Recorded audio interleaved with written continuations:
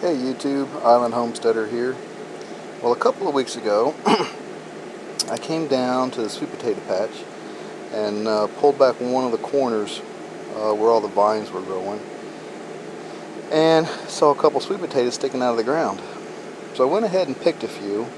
This is, I don't know, 2 or 3 vines worth here. And they've been sitting in the garage, 80, 85 degrees or so for the last couple of weeks curing. So these are about ready to eat. But I just wanted to show you these things and show you how big they got. That's my hand. I mean, that's over a handful of sweet potatoes. Some of these things are huge. Look at this one. I mean, that's completely covers up my hand. I mean, that's, I don't know, a couple of pounds of sweet potato there. One sweet potato. So anyway, those were a couple of weeks ago. Like I said, they've been curing, so I'm going to go ahead and try one of those pretty soon. But let me go out here and show you the sweet potato patch, and that's what I'm going to harvest today. So here's the box of sweet potatoes are growing in. Don't judge the weeds and everything else. As you guys know, they've been following me. It's just been a tough year for me, so things got a little out of control. But here's where this little hole right here is where I dug some of those out a couple weeks ago, and I was just looking. Let's see, look, right under that vine right there, can you see it? Sweet potato sticking out of the ground. And there's another one right there, look at that. So, let me put this camera down because I don't have a tripod and I don't have anybody today to help me videotape. So I'm going to put this camera down and get some clippers and clip all these vines off at the ground and start digging up some sweet potatoes and show you what I got. Okay, so here's where I'm at so far. I've come through the bed and pulled all the vines and all the weeds and stuff. These sweet potatoes have grown all over. They're grown way over into the okra over there. Look at them where they grew all up in the corn. They were just blooming yesterday. You can still see, if I can remember where my telephoto is. Oh, there it is. You can still see, what's left over from a flower right there. So these things were just blooming, so they're still growing, they're still doing great. But as big as some of those other ones were, I was afraid that they were going to start splitting if I didn't get them out. So anyway, now that I've cleared the vines off, I think you can see everywhere I planted a slip, there are sweet potatoes bulging out of the ground. So let me get these things up out of the ground. I'll get them all up here laying on the ground and I'll show you what they look like. Alright, so here's the harvest laying in the field, as it were. Got them all dug up. There was 18 slips planted when I planted them, and I don't remember what day I planted them on, but the tag says 90 days to maturity. It's been well over 90 days. There's some pretty big ones. That one right there is probably the biggest. That's my hand in comparison. You can see how big that sweet potato is. So, and these were, let's see what kind these were. These were Beauregard sweet potatoes from Bonnie Plants. It was 2 9-packs. And it looks like every slip, produced at least one nice sweet potato. Some of them a couple. I mean, like this one here's still the stem still attached. You can see, I mean, that by itself is an alright sized sweet potato. And then there's that gigantic one right there. There's a bunch of ants running around on that one. That one came right out of an ant hill. It even had ant larvae planted or growing on it, sitting on it. So anyway, there you go. Like I said, each one has at least one nice one, and then some little ones.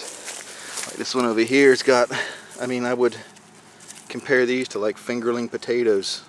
I've never seen sweet potatoes like that, never tried to eat them before, so we're going to find out if they're any good. They're more like a carrot is what they look like. So now the only problem with sweet potatoes before you can eat them is that you've got to cure them. And from everything I've read, you need to cure them in fairly high temperatures, 80, 85 degrees with like that much humidity, 80-85% humidity, for about 10 days at least. So it's turned a little cooler now, so I don't know that we're going to get 80, 85, but I'm going to just set them in the garage, and maybe with the sun and not much ventilation in the garage, it'll probably get 80, 85 in there during the day. So I'm going to set them in a big tub and let them sit in the garage for a couple of weeks before I do anything with these, and then I'll probably store them up underneath the house. It's a little cooler under the house, so I'll store them up under there and see how well they go. Well, let me get them all out here and get them in a pile for you. Might even get creative and try to weigh them, see how much they weigh, and let you know. Alright, let me get them out of the ground. I'll get them over here in a pile, and I'll show you what I got. So the results are in. Total, there is 52 pounds of sweet potatoes. That little batch right there, which is the first ones I did that have already set for a couple of weeks and cured, now that they've dried up a little bit, they weigh 14.6 pounds. And then this batch over here, along with those little fingerling ones, is 37.4 pounds. This one sweet potato right there by itself, that's a 3-pound sweet potato. That one right there was a little over 2 pounds.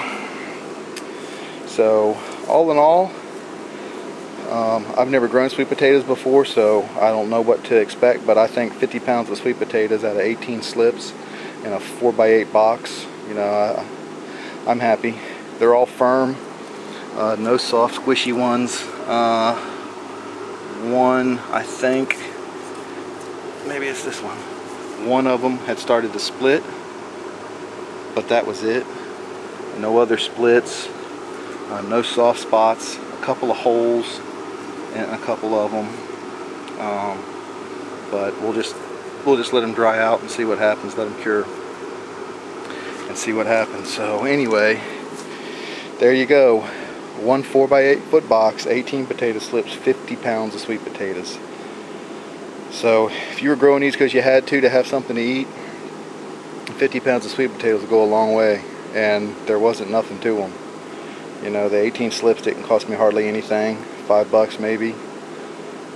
And that was one of the beds I just put the composted horse manure in at the beginning of the year and never fertilized it the rest of the year. All I did was water it when it was dry. So these have grown pretty much all on their own. So there you go. Sweet potato harvest for 2012. Now that those have cured, probably going to have one day this week. So I'll let you know what they taste like. Alright guys, thanks for watching. Okay, real quick before we leave, or before I left, I don't know if you remember these or not from the beginning of the year, but these are peanuts.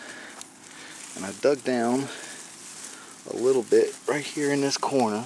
Let's see if I can find something for you. Oh.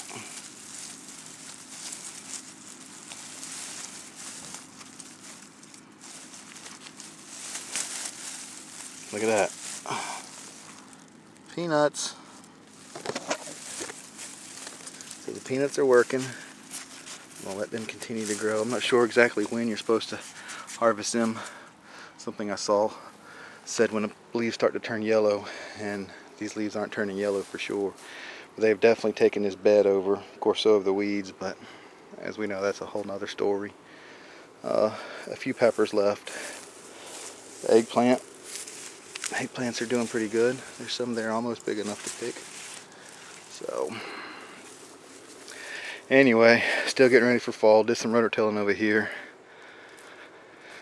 and just got to get in here and get this thing cleaned out and get some stuff planted. So I'll let you guys know when I do. Alright, again, thanks for watching. Talk to you later. Bye.